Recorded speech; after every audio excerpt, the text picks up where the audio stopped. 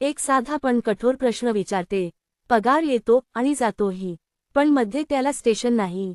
असे का होते? कधी वाटतं कितीही कमवलं तरी महिन्याच्या शेवटी कपाटात फक्त चोकोन डबा आणि ATM मध्ये बोल. शाळेत भागाकार केल्यावर शून्य आलेले बघून आनंद व्हायचा, पण आता ATM मध्ये शून्य शिल्लक बघून निराश होणे आता सोडून द्या. कारण आज आपण बोलणार आहोत अशा पुस्तकाबद्दल जे सांगतं, पैसे कमवायचे शिकू नका, पैशांना पैसे कमवायला लावा. होय, मी सांगते ते म्हणजे रॉबर्ट कियोसाकीची पुस्तक rich dad poor dad.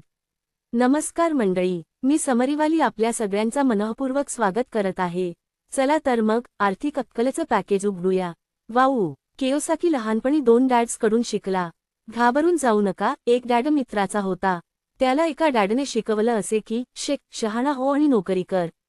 Typical Marathi माणूस. मात्र दुसऱ्याने सांगितलं असे की शिक, पण स्वतःचं काहीतरी उभं कर आणि पैसा तुझ्यासाठी काम करेल अशी सवय लाव.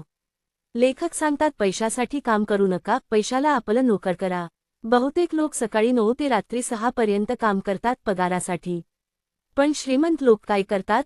ते एकदा सिस्टम म्हणजेच एखादी प्रणाली उभं करतात. आधी ते सिस्टम उभारणीसाठी काम करतात आणि मग सिस्टम त्यांच्यासाठी काम करतं, दिवसरात्र, सुट्टी असली तरी. उदाहरण कल्पना करा, एका मित्रानं टिफिन सर्व्हिस सुरू केली. पहिल्यांदा तो स्वतः जेवण बनवून पोहोचवायचा.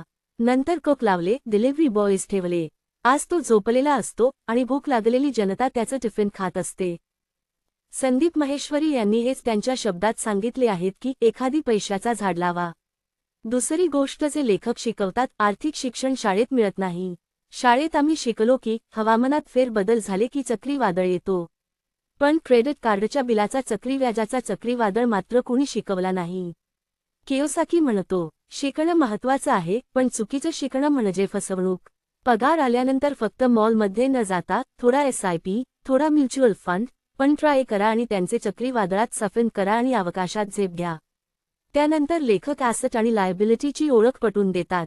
ॲसेट म्हणजे जे पैसे घरी आणतं, जसं रेंट, इन्व्हेस्टमेंट, बिझनेस.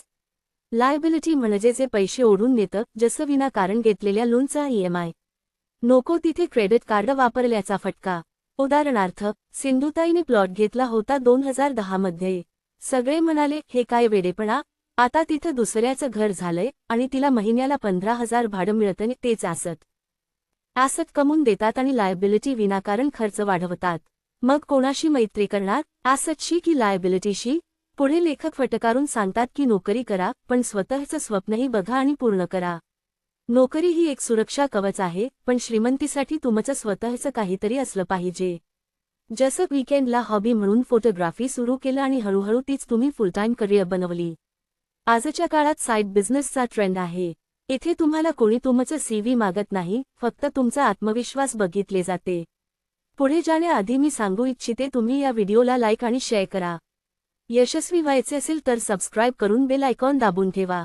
हे पुस्तक तुम्ही नक्की वाचा, कारण लिंक खाली डिस्क्रिप्शनमध्ये आहे. तुम्हाला अजून कोणकोणत्या पुस्तकाची समरी ऐकायची आहे, आम्हाला कमेंट सेक्शनमध्ये सांगा. चला तर मग लेखक अजून काय सांगतात बघू. 3 अडथळा आहेत. पहिला भीती, दुसरा आळशीपणा आणि तिसरा आणि सगळ्यात मोठे रोग ते म्हणजे क्या कहेंगे लोग. कियोसाकी म्हणतात, मध्यमवर्गीय लोक विचार करतात फेल झालो तर काय, पण श्रीमंत लोक म्हणतात फेल झालो तर काय शिकू. तुम्ही जर इन्व्हेस्टमेंटचा विचार करताना 5 वेळा घाबरत असाल तर लक्षात ठेवा, घाबरणं साहजिक आहे, पण शिकलं नाही तर नुकसान ठरलेलं. छोट्या पावलाने सुरू करा, छोटे छोटे नुकसान झाले तर घाबरू नका, शिकून घ्या. क्योंकि डर के आगे. आता तुम्ही खरं सांगा, तुम्हाला बॉस बनायचं का एम्प्लॉय राहायचं? श्रीमंत लोक संपत्ती कमवतात, गरीब लोक पगार. श्रीमंत लोक चांगल्या सवयी बनवतात, बाकीचे वाईट सवयीमध्ये अडकून राहतात.